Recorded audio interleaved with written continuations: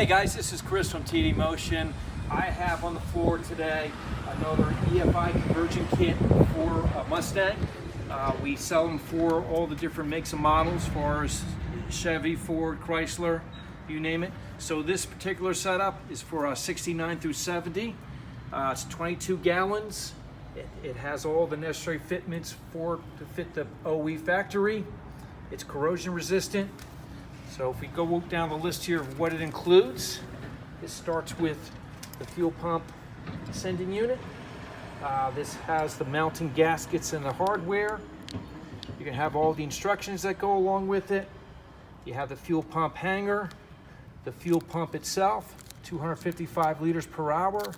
You have the filter sock. This is part of the filler neck. That's the purge valve itself. You could use the original one or the one that comes supplied. So this is what you need in order to do the EFI swap. All available through tdmotion.com.